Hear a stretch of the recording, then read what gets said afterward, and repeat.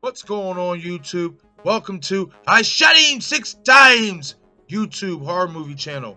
I am your host, Marcus. Be sure to smash that like button and subscribe to the channel, as well as hit that notification icon to get all the latest content updates from the channel. In today's video, I am going to discuss why I believe there are more than 2 killers in Scream 2022. Before I do that, let's hit that intro.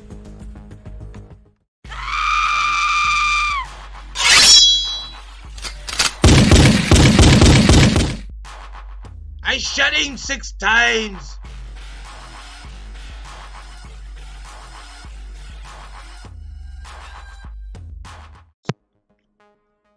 Okay guys, so as I said at the beginning of the video, I'm going to explain why I believe there are more than 2 killers in Scream 5/2022.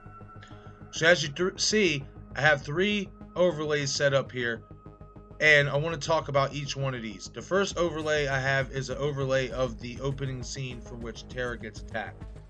Now, if you watched my last video of Stu Macher possibly being the 3rd killer in this opening scene, then you know obviously half the reasoning why I believe there's more than 2 killers in this movie.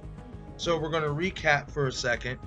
The reason why I believe there's in this opening scene that there's more than the original 2 killers in Richie and Tara and Amber.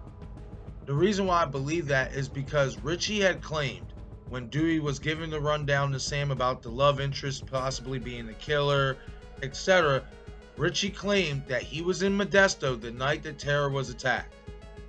And as I said in my previous video, Sam did not debunk or refute that claim. Now, there is a general assumption out there that both killers were at Tara's house in the opening scene. Now, if that is the case, and Richie was in Modesto, that begs the question, who was with Amber at Tara's house? Because it has to be a guy. Because if you break down the audio, you can clearly tell it is a man attacking Tara. So, for that opening scene, that's why I believe there's obviously more than 2 killers, as I stated in my previous video. Now we're going to move on to the next scene I have in this overlay, which is Officer Judy Hicks. Now, I want people to keep this in mind, as I've done a thorough time constraint assumption on this. I went back through the times of the movie and broke everything down. Sam leaves the Meeks residence at 43 minutes and 25 seconds into the movie. When we cut to the scene of Judy in her house and she hears somebody thinking it's Wes coming in through the back door, she obviously pulls a knife and goes to check to see who it is because, you know, Wes didn't answer because he had his headphones on, etc. That part is at 44 minutes and 30 seconds into the movie. So it's literally a minute and 5 seconds after Sam leaves the Meeks residence that the killer would have to get over to the Hicks residence. That is just not enough time for Richie nor Amber to get over to the Hicks residence. Now, a lot of you might say, oh, what if they're basically only a few doors down, etc., etc., and I'm not saying that's impossible. I'm not saying that they don't live close by. The issue I have with that is because obviously, I mean, we didn't see Wes drive up or pull up. I'm assuming he walked from the Meeks residence back to his house. So I would say that maybe the Meeks house is within walking distance. But even if it was within walking distance, that is just not enough time. Not enough time to get to the Hicks residence to commit these murders. Especially being that Sam is the first one to leave the home, right? So if Charlie, I'm thinking of Scream 4. If Richie and Amber are still at the house and they happen to leave together, wouldn't that draw enough suspicion from everybody else at the house? Like, why are they leaving together even though Sam obviously left Richie there? Why would they leave together? Being that they, I mean, yeah, that's Sam's, boyfriend, and obviously Amber was supposed to be Tara's girlfriend, etc., etc.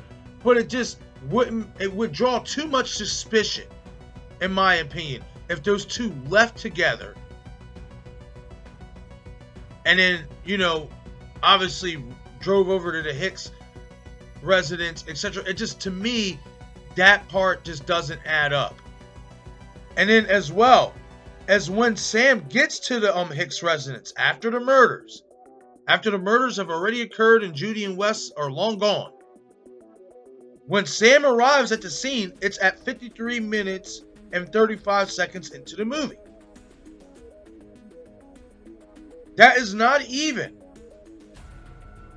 10 full minutes after she left that these murders took place.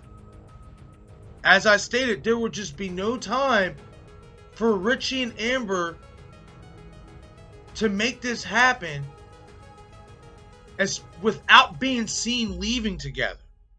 Now we can make the argument that, oh, maybe, they plan to meet each other down the street or around the corner. Yeah, that's not impossible. But I highly doubt it, because when you see only a couple short minutes later, Sam calls Richie. Richie's at the hotel. So, in all honesty, the closest person to the scene of the crime was Sam. We're going to touch on her eventually later. I have a theory about her. A big theory. Now, but as I said, just the timing doesn't add up. You mean to tell me the killer got to the Hicks residence literally 65 seconds after Sam left the house? Literally. And like I said, those of you will sit there and say, oh, well, what if they're operating on a time jump? This is where I debunk that. So we're going to move on to Chad Meeks' attack scene. So obviously Chad gets attacked going out to look for Liv. Going out to look for Liv, etc. When he gets attacked, he gets stabbed or whatever. But keep this in mind. Chad had tackled the killer in order to fight him off, or fight him, her off, whatever. Tackled the killer. When Chad runs to the side of the house, throws his phone, and starts running back out, into the open, and then the killer comes out from the side, from the garage barn, that's what you want to call it. And the killer proceeds to continue to stab him multiple times. We see Richie, Sam, and Tara pulling up. It took 23 seconds. It would have took 23 seconds, as I did the time breakdown. It would have took 23 seconds for Amber to get back in the house, change out of the clothes, and then come running back downstairs. It makes no sense, considering she wasn't out of breath, doesn't seem like she was running at all, and she would be in some type of pain, considering that she just took a tackle from a football player.